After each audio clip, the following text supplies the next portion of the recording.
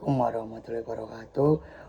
Di sini kami dari kelompok 3 akan mempresentasikan hasil wawancara kami kepada manajer di PT DBL Indonesia tentang persepsi dan pengambilan keputusan yang ada di perusahaan tersebut. Untuk selanjutnya akan dijelaskan oleh rekan saya. Perkenalkan, nama saya Nadia Alkhaira dengan NPM akhir 234. Di sini saya akan menjelaskan tentang latar belakang. PT DBL Indonesia adalah perusahaan yang menyelenggarakan Developmental Basket League atau DBL, yaitu kompetisi basket pelajar terbesar di Indonesia. Dalam menjalankan kegiatannya, PT DBL tidak hanya mengelola pertandingan, namun juga ekosistem olahraga dengan berbagai kegiatan seperti media, lalu akademik, dan juga program pendukung lainnya. Aktivitas ini juga dipengaruhi oleh lingkungan eksternal seperti kebijakan pemerintah, situasi sosial, dan partisipasi masyarakat atau sekolah itu sendiri. Salah satu contoh situasi yang mempengaruhi operasional perusahaan adalah di mana adanya demonstrasi di sekitar lokasi DBL Surabaya pada series 2025 dan 2026. Oleh karena itu, perusahaan harus mengambil keputusan dengan cepat dan tepat agar tidak mengganggu keamanan dan jalannya acara. Oleh karena itu, persepsi dan pengambilan keputusan sangat penting, menjadi faktor penting untuk keberlangsungan perusahaan. Selanjutnya, saya akan menjelaskan tentang pengertian persepsi dan pengambilan keputusan.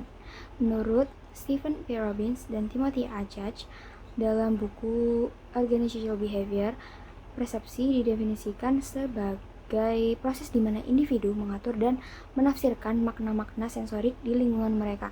Definisi ini menegaskan bahwa seseorang tidak sama seperti kenyataan objektifnya karena sudah melalui penyaringan dan penafsiran secara pribadi. Selain itu, Fred Lutens dalam organisasi behavior juga menjelaskan bahwa persepsi merupakan faktor yang mempengaruhi perilaku individu dalam organisasi, termasuk pengambilan keputusan. Untuk pengambilan keputusan, menurut George R. Terry, pengambilan keputusan adalah alternatif perilaku tertentu dari 2 atau lebih alternatif yang ada. Definisi ini menekankan bahwa pengambilan keputusan selalu melibatkan pilihan di antara beberapa kemungkinan tindakan. Sementara itu, menurut Herbert A. Simon dalam teori bounded rationality, dalam praktiknya dia menyebutkan bahwa pengambilan keputusan memiliki keterbatasan informasi, waktu, dan juga kemampuan kognitif. Oleh karena itu, seringkali pengambilan keputusan bukan diambil dari yang paling sempurna, namun yang paling memadai di situasi tersebut. Lalu pandangan ini juga menunjukkan bahwa pengambilan keputusan tidak selalu rasional dan idealis. Saya Naila Putri Ayu Agustin dengan NPM terakhir 114. Nah, di sini saya akan menjelaskan mengenai profil dan struktur organisasi PT DBL Indonesia. Nah, PT DBL Indonesia itu adalah perusahaan yang bergerak di bidang penyelenggara kompetisi olahraga pelajar, khususnya olahraga basket. Nah, melalui DBL inilah kompetisi ini tuh sudah dimulai sejak tahun 2004. Nah, kemudian dikelola secara profesional sejak perusahaan berdiri di tahun 2008. Nah, lokasinya ada di Surabaya. Nah, seiring berkembangnya perusahaan, DBL Indonesia itu ternyata tidak hanya mengadakan kompetisi, tapi juga memiliki berbagai unit usaha seperti DBL Academy, media olahraga, dan DBL Store itu untuk mendukung perkembangannya ekosistem olahraga di Indonesia. Selanjutnya saya akan menjelaskan mengenai struktur organisasi dari PT DBL Indonesia. Nah, di sini itu ada posisi yang paling atas, yaitu ada CEO, terus ada direktur, sama ada general manager. Nah, setelah itu struktur dibagi menjadi 7 divisi. Nah, di sini kita hanya fokus pada divisi yang paling kiri, yaitu divisi event yang dipimpin oleh senior manager event. Nah, di bawah senior manager event itu terdapat manager event, lalu ada SPV internal event, serta ada SPV external event. Nah, kemudian di bawahnya lagi itu ada staff internal dan staff eksternal yang tugasnya itu membantu pelaksanaan kegiatan yang ada di lapangan. Nah, dalam pelaksanaan DBL di setiap kota-kota itu ada istilah yang namanya PO atau ketua pelaksana yang memang bertanggung jawab terhadap jalannya acara di kota tersebut. Nah, misalnya DBL di Surabaya. Nah, pelaksanaannya itu dibantu oleh 3 orang staf internal yang bertugas dari awal hingga akhir acara. Nah, sementara itu senior manager event itu biasanya hanya hadir pada momen penting seperti opening dan final. Nah, untuk kota-kota besar kayak Jakarta, kayak Bandung, kayak Surabaya, senior manager biasanya itu ikut turun langsung membantu mungkin 3 sampai 4 hari dari opening. Nah, sedangkan staffnya itu tetap berada di dalam lokasi dari awal hingga akhir acara. Baik, selanjutnya perkenalkan, nama saya Besnur Afda dengan NPM HIR 101. Di sini saya akan menjelaskan terkait persepsi manajemen. Nah, persepsi manajemen itu terbagi menjadi 2, yang bisa kita lihat dari sisi manajer dan juga bisa kita lihat dari sisi karyawan. Serta saya juga akan menyampaikan kira-kira solusi apa saja yang bisa dilakukan seorang manajer ketika ada suatu penilaian di dalam kinerja karyawannya. Nah, persepsi manajer terhadap karyawannya itu biasanya mereka fokus pada penilaian kinerja dan juga tanggung jawab dari karyawan tersebut. Nah, bukan hanya dari tanggung jawab dan juga kinerja mereka, tapi juga mereka melihat hasil dari kinerja dari karyawan tersebut. Nah, contohnya bisa dari segi sikap, profesionalitas, dan juga seberapa loyal sih karyawan itu terhadap pekerjaan yang mereka lakukan. Tetapi terkadang persepsi dari seorang manajer itu bisa saja salah kalau dinilai dari awal, karena mereka hanya melihat dari luarnya saja.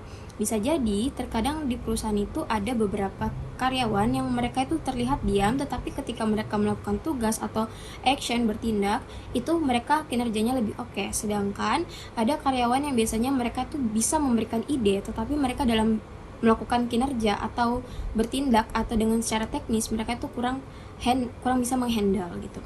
Jadi seorang manajer itu lebih baiknya mereka itu bisa mendapatkan atau bisa menilai karyawannya setelah mereka mendapatkan keseluruhan informasi terkait kinerja dari seorang karyawan ini.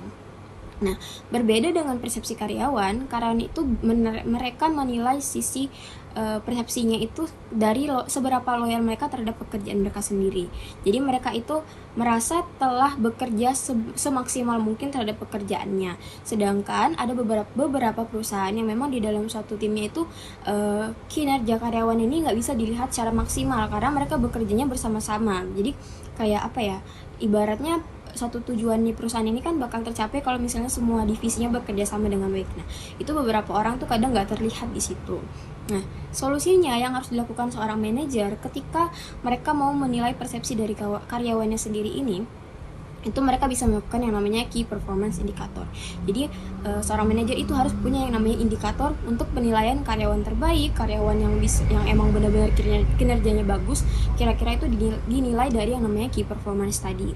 Lalu yang kedua dari kualitas kerja. Ketika suatu perusahaan ini telah menentukan suatu project dan juga udah ada orang-orang di dalamnya, kalau misalnya orang ini terlihat sangat menonjol dan juga kayak bisa memperlihatkan kalau misalnya ini tuh hasil kerja keras dia gitu, dan hasilnya tuh sangat berdampak dan kinerjanya dia tuh sangat berdampak di hasil, itu bisa salah satu menjadi faktor solusi dari penilaian persepsi dari manajer tadi.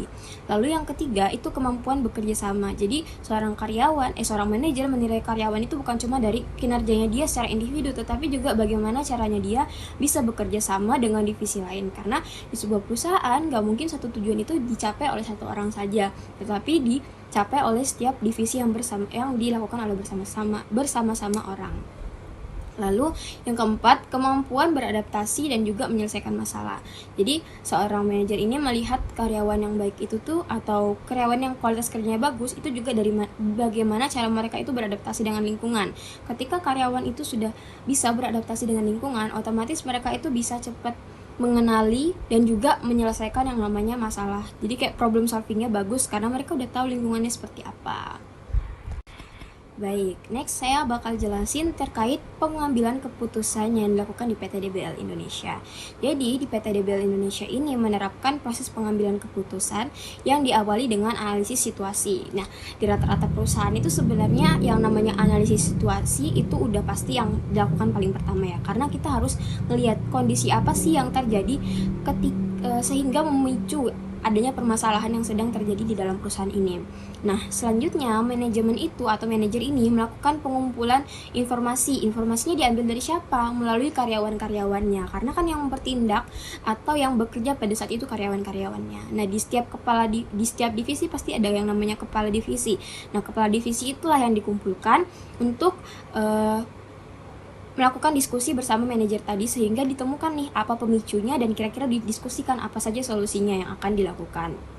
Nah, perusahaan itu juga mempertimbangkan faktor penting seperti kalau misalnya ada acara terutama di PT DBL ini tadi kayak acara basket DBL itu mereka mengutamakan yang namanya keamanan lokasi, kelancaran acara, terus juga kesiapan panitia serta kenyamanan peserta dan penonton. Jadi itu salah satu basket DBL itu merupakan salah satu event dari PT DBL sendiri. Nah, yang kedua, dalam dalam pengambilan keputusan terdapat dua jenis pengambilan keputusan di perusahaan DBL ini. Baik, lanjut. Jadi di dalam pengambilan keputusan PT DBL ini terdapat dua jenis pengambilan keputusan. Yang pertama, pengambilan keputusan secara strategis, yang dimana keputusan ini dibuat ketika event dari DBL sendiri ini belum berlangsung, seperti penyusunan jadwal, terus ada konsep acara, terus juga penentuan lokasi, terus juga panitianya itu yang ditentuin di awal itu tuh merupakan keputusan strategis. Sedangkan keputusan yang kedua itu merupakan keputusan taktis, yang dimana keputusan taktis sendiri itu adalah keputusan diambil secara cepat atau dadakan pada saat event itu sedang berlangsung. Contohnya seperti kayak misalnya mereka mengadakan acara event basket DBL tadi, itu ada yang namanya pengurangan jadwal, terus perubahan jadwal, atau mungkin ada jadwal yang di-cut juga dari situ. Terus juga kalau misalnya ada gangguan-gangguan yang emang pada saat itu nggak memungkinkan kalau pertandingan itu bakal berlangsung. Jadi di situ manajer ini berperan untuk mengambil keputusan seperti tadi. Oke, selanjutnya saya Dalvi Gasam Alessandro dengan NPM Akhir 499 akan menjelaskan permasalahan yang ada di perusahaan tersebut. Jadi pada tahun 2025 bertepatan dengan adanya demonstrasi yang ada di Surabaya yang sangat ricuh, yang kita ketahui teman-teman semuanya, dampak dari demonstrasi tersebut adalah mengganggu kelancaran atau gangguan jalannya acara, kemudian pengalaman penonton dan peserta, lalu beban kerja tim operasional dan reputasi perusahaan di media sosial. Jadi dari pihak manajer wajib atau mengambil keputusan yang sangat-sangat penting. Contohnya menilai tingkat resiko, kemudian mempertimbangkan keamanan peserta dan penonton, dan mengambil keputusan yang tepat untuk menjaga kelancaran kegiatan. Jadi pada tahun 2025 tersebut itu acara sempat terhenti karena adanya demo, terhenti sekitar 5 hari. Jadi jadwal yang sudah tersusun pada hari tersebut itu ditunda, di reschedule di hari-hari selanjutnya. Jadi yang awalnya itu cuma menyewa sekitar 2 bulan, alhasil karena adanya demo pihak DBL jadi menyewa venue lebih dari 2 bulan. Kemudian para penonton, para peserta, untuk para penonton yang sudah membeli tiket itu tiketnya di refund oleh pihak penyelenggara atau pihak panitia. Jadi mereka tidak mendapatkan kerugian. Kemudian untuk para peserta, contohnya untuk para dancer itu kan mereka datang ke DBL untuk menjadi tim support lah. Jadi mereka itu harus make up, harus menampilkan gerakan koreo. Nah, untuk para peserta dancer yang sudah datang itu mereka ditanggung biaya make upnya, biaya operasionalnya sama pihak DBL. Kemudian untuk para supporter itu dari luar kota, kalau nggak salah dari SMA 1 Pacet, itu mereka sudah DP bus. Jadi mereka dikembalikan uangnya sama pihak DBL. Pihak DBL mengganti uang DP bus mereka. Jadi mereka tidak merasa dirugikan sama sekali.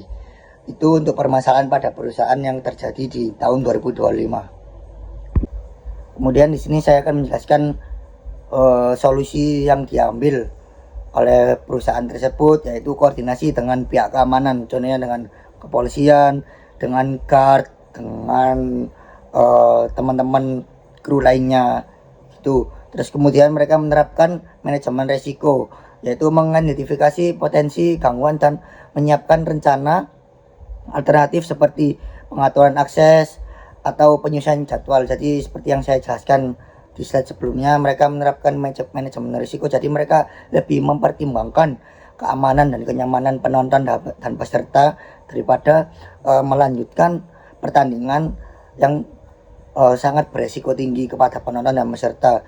Kemudian mereka pengambilan keputusan cepat oleh manajemen. Jadi mereka itu pagi langsung menghubungi kepada pihak penonton, pihak peserta bahwasanya match di hari itu tidak ditiadakan karena adanya demo. Terus kemudian komunikasi yang jelas kepada penonton dan peserta. Bagaimana caranya kita komunikasi yang jelas dan kepada penonton dan peserta itu. Untuk kepada peserta itu kan ada grup, jadi mereka menyebarkan informasi lewat grup-grup, dari grup peserta, terus kemudian grup supporter itu mereka langsung menyebarkan informasi yang sangat jelas. Dan untuk para penonton, mereka mengunggah di sosial media mereka, yaitu menginformasikan bahwasanya untuk match dan pertandingan di hari itu juga ditiadakan. Jadi komunikasi yang jelas kepada penonton dan peserta sangatlah penting untuk mengambil keputusan, untuk pengambilan keputusan dari pihak DBL. Seperti itu. Assalamualaikum warahmatullahi wabarakatuh. Perkenalkan, nama saya Muhammad Raditya Wabarakatuh dengan MBM Mahir 459. Oke, di sini saya akan menyampaikan kesimpulan yang sudah disampaikan oleh teman-teman saya tadi. Berdasarkan pembahasan yang sudah dibahas oleh teman-teman saya tadi, dapat disimpulkan bahwa persepsi dan pengambilan keputusan memiliki peran yang sangat penting dalam operasional PT DBL Indonesia. Persepsi manajemen memengaruhi cara perusahaan untuk memahami situasi internal maupun eksternal, termasuk dalam menilai kinerja karyawan dan menghadapi kondisi yang tidak stabil seperti demonstrasi pada DBL Surabaya di series 2025-2026. Proses pengambilan keputusan dilakukan secara sistematis melalui identifikasi masalah, analisis situasi, diskusi, dan pertimbangan risiko. Dalam situasi krisis, keputusan bersifat tidak terprogram dan membutuhkan respon cepat dengan tetap mempertimbangkan keamanan, reputasi, serta kepentingan stakeholder. Dengan demikian, ketepatan persepsi yang didukung data dan komunikasi yang baik menjadi kunci dalam menjaga keberlangsungan perusahaan. Terima kasih.